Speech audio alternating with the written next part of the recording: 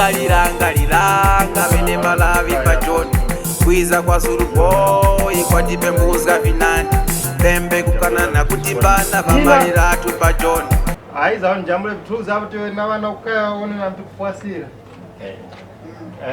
aiza nyamira tara iku nikukuwara wana mabanja ananja utangwanike kavwaliro Bora ukayoa wakambatia mwanunu wafumauri. Masanda mwamba utumukutipira ndalamu ya mbaga so that's why nane kuchenanga tena ti wambanyenge. Kabwaliro kayonika. Kenikaka. Yeah, wa mundu kuti uri kufuma kuwaro ni para wa mundu kuona mwana kazo kuna mwali na mwe. Wakuchena. Kumbwe dera tikwamba mulenji. Paka misa wa mugeza paka ichikoro kuona sasa. Omugana njara. Yeah. Hapo kupereka uro appetite ka.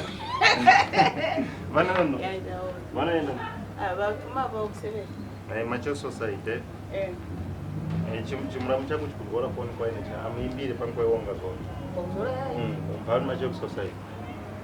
Na muimbiranga kwa yes na imbiranga phone pa kana tu para ukusinda sinda bara akuna ona bara usinda tano so kawana wazo so na pano mbuto wa manyiske kushtika.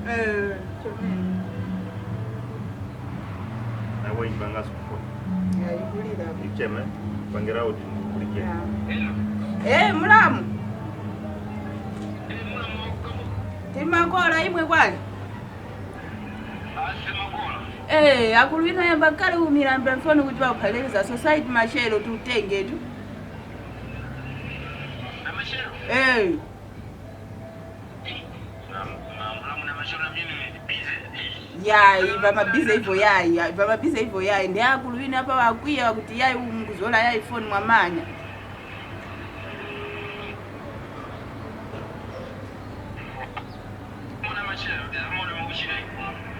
Zamona mbona na tenti utenge ku society mashelo. Okay, haina kulia zamona na mimi na mashelo. Tize kwe nkuko kunyumba kwako huko tiza kumtola ni kunyumba huko. Okay, haina kulia. Okay, mulamu yaenda kulika. Tifikenge kwe nkuko tiza kumtolela ni kwe nkuko kunyumba huko. Mungafuma ngapo yai.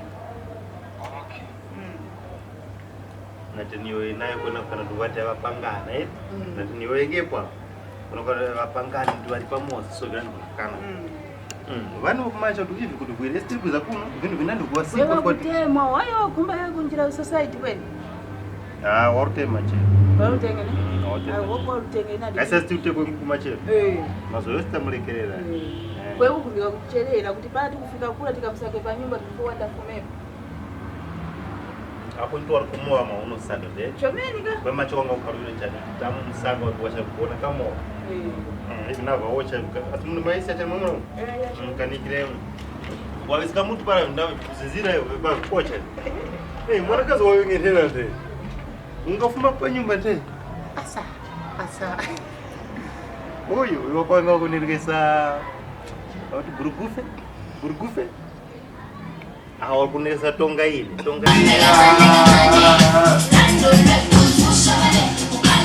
mgeni mundu walota watinga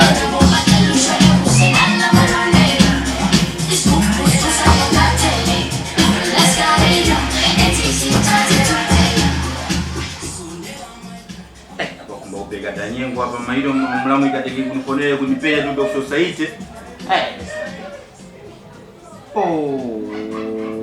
Kwa stage. Bwana sana. Pale fume. Hapa nganisanganga sha ine kwa society ni kumba kutakwa yani. Bwana nganisanganga sha. Aweza mali sana na wewe.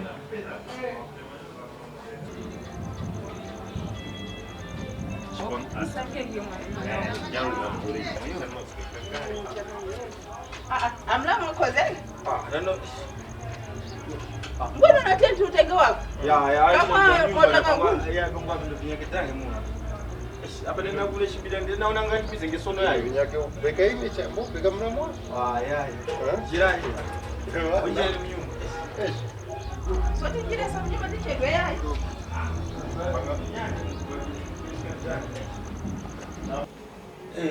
Mulamu, mwatendera mbuni nakuka. Ai setema kwa. Tangu brass. Mbona tangu na phone kwa mailo utima unakiza hizo za mtorani. Sote tutenge. Ai, unamuona ati alikuwa mwana wako yao phone ile kaikanga. Pale yake kukumbana pange pamoja banyeka. Brass. Kaika ngano kwa pale sasa kuja kupaki. Nyana so Brazil muone pale yake kumagapanga vitu yake. Ishu koma ya tuone ngedele kwa mwange ngopia za pera bila wewe. Umai. Muramongo ibo parani kumatande kwa. Noba tubo ya kwa nyako kwenda upangisha mshuma. Songa zomile. Kwa pale huko maruka kana nikapata mayo kwa. Nitakuja kunanga mafuta utize kuna. Songa kana tu news kwa phone na. Ndio maana yala kundio huko mdelera ndambo kwa na mdelera. Mdelera mwa. Tentutenga mlamu mwana zekakala hapo tentutenga wakanira. Ya mwana mshoti hapa jeli. Ndio hapo nenda kwa msanagana dunia hapo mkotika sangani pale mjenge kumpatia sisi kapaki. On pregiske pa nandi mpanga pa vile na kungu taile para suga ni sana kwa ni sana. Mai tu sus kwa ilikuwa lipepo para mano kwa na mos kama kuyoya ndinaye. Ine para ipati upanga vile. Wewe mwisho kuyoya hapa ka. Msamsuzika tu. Unasona kuimba. Kuli ma society yana nchome. Yadi munga join. Wenso hana wakuti kujoina hana tukandana makara wakunjira kana kandana makacho kuchome. Kule mbangweni munga join. Ona kuno kutimani zgaso.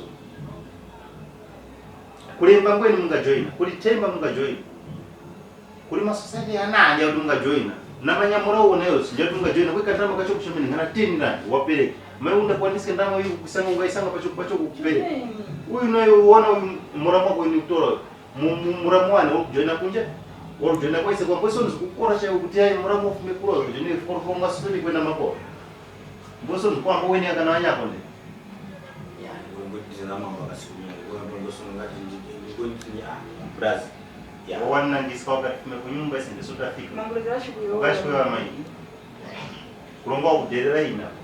Derea ni Brazil. Para mwiza kuno para kuona mai ngope na kuya sha. Kuishite. Bantu bachokutomena kupanga wande nayi. Baada kuteka timona ni mungu wakule kwa. Mwale kwa kalengwa kwa mwaka.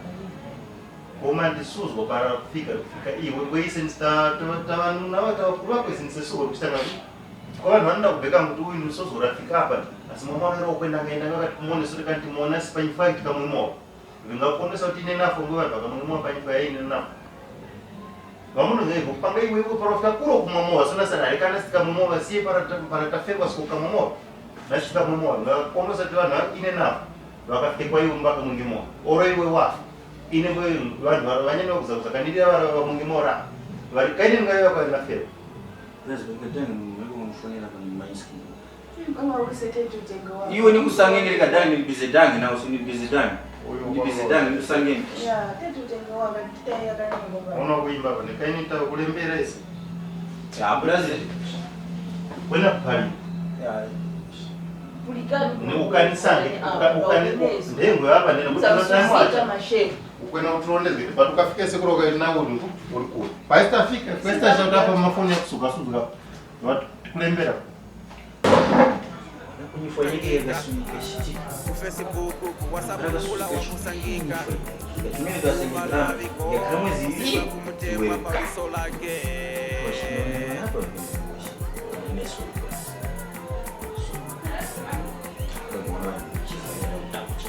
Batabawati ngina mtaka muhono mpaka one minga tupanga chifanya uti Mbamisa nyumba watu wazanjua Tiye sana nesi Afumi ndo mtaka